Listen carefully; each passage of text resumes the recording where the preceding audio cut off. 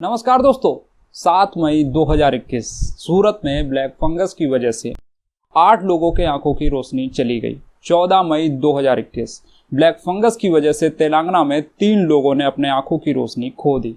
महाराष्ट्र में पिछले साल से अब तक 52 लोगों की जान भी जा चुकी है ब्लैक फंगस की वजह से। 20 मई को ब्लैक फंगस के बाद बिहार में अब 4 नए केस मिले हैं व्हाइट फंगस के। तो क्या ये डिसीज बीमारी सच में इतनी खतरनाक है कि लोगों की आंखों की रोशनी जा सकती है? कुछ केसेस में लोगों की जान भी जा सकती है।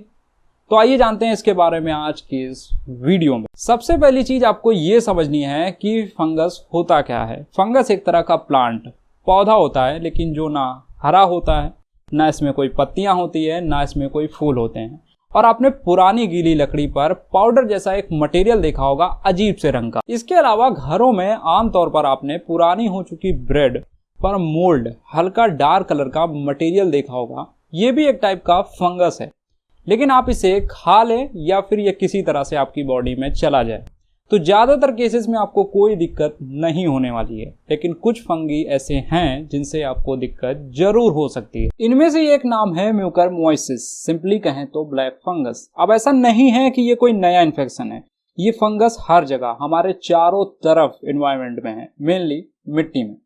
और ऑर्गेनिक मैटर जहां सड़ रहा हो, जैसे ट्रीज, पेड़ों की पत्तियां, वेजिटेबल्स, सब्जियों का वेस्ट और कोई सड़ रही लकड़ी, इन जगहों पर फंगस को बढ़ने का एक आसानी से सोर्स मिल जाता है। और जब कभी फंगस के छोटे छोटे पार्टिकल्स आपके सांस लेने के जरिए बॉडी में एंटर करते हैं तो ये इन्फेक्शन साइनस और फेफड़ों में फैलने लगता है।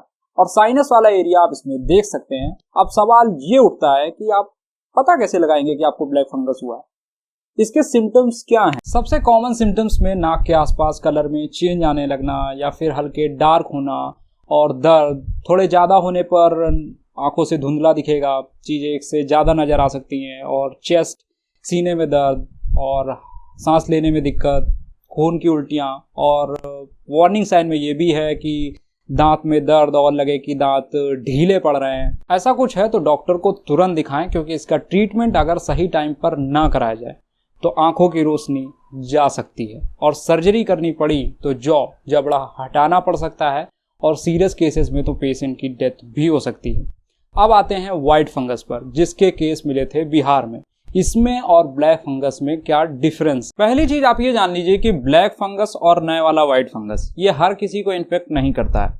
जिनका इम्यून सिस्टम बीमारियों से लड़ने की क्षमता अच्छी है तो ज्यादातर केस में तो आपकी बॉडी ऐसे किसी इन्फेक्शन से आसानी से लड़ लेगी और आपको पता भी नहीं चलेगा। दिक्कत तब आती है अगर आपको डायबिटीज हो और वो कंट्रोल ना हो, कोमॉर्बिडिटी, कोई बड़ी बीमारी जो आपको पहले से हो रखी हो, या जिस भी वजह से आपका इम्यून सिस्टम वीक हुआ हो, तो आपके लिए व्हाइट फंगस और ब्लैक फंगस दोनों ही इन्फेक्शन डेंजरस हो सकते हैं। लेकिन व्हाइट फंगस को ब्लैक फंगस से अलग बनाते हैं इसके कोविड जैसे सिम्टम्स, लक्षण।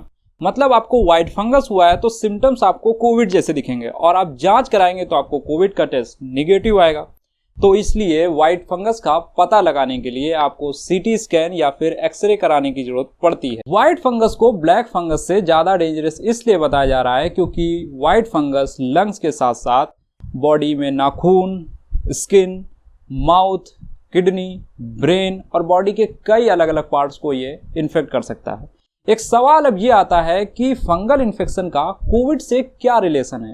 कोविड के टाइम पर ये क्यों इतना ज्यादा देखने को मिल रहा है? असल में दोस्तों, कोविड जब भी किसी को होता है तो वायरस उसका इम्यून सिस्टम वीक करना शुरू कर देता है, और फिर ज्यादा सीरियस कोविड पेशेंट को ट्रीटमेंट के लिए जो स्टेरॉइड उसे दी जाती है वो बॉडी के इम्यून सिस्टम को और वीक कर देती है, जिससे पेशेंट जब ठीक हो जाता है तो फंगल इन्फेक्शन का खतरा बढ़ जाता है। लेकिन दोस्तों, ऐसा नहीं है कि सारे कोविड पेशेंट्स को ब्लैक फंगस या व्हाइट फंगस होने लगता है। खतरा उनको सबसे ज्यादा है जिनको डायबिटीज जैसी बीमारी है या कोई भी बीमारी जिससे उनका इम्यून सिस्टम पहले से ही वीक हो। तो अब आपका सवाल होगा कि म्यूकरमाइसिस से बचने के लिए करना क्या चाहिए आपको? दोस्तों, पहली चीज तो अफवाहों पर भरोसा मत करिएगा। ये पर्सन टू पर्सन नहीं फैलता है कोविड की तरह। और इससे बचने के लिए ऐसी जगहों से दूर रहें जहां ऑर्गेनिक कचरा या खाने की कोई चीज़ सड़ रही हो, और मास्क का इस्तेमाल कीजिए। डायबिटिक हैं तो शुगर लेवल को कंट्रोल में रखिए, और अगर इम्यूनिटी भी कमज़ोर है तो स्टेरॉइड्स का इस्तेमाल बिना अच्छी डॉक्टर के सलाह के ना करें। अब last question, by chance infection आपको हो जाए तो ट्रीटमेंट में कितना खर्च होगा? और क्या आपको मिल पाएगा ट्रीटमेंट?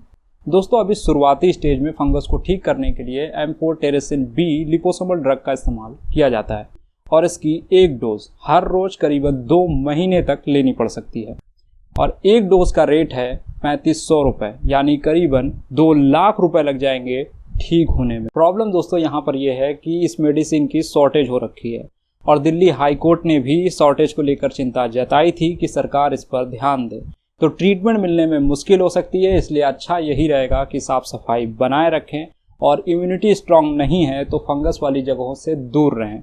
ये वीडियो अगर आप YouTube पर देख रहे हैं तो चैनल को सब्सक्राइब कीजिए, फेसबुक या इंस्टाग्राम पर देख रहे हैं तो पेज को फॉलो कीजिए।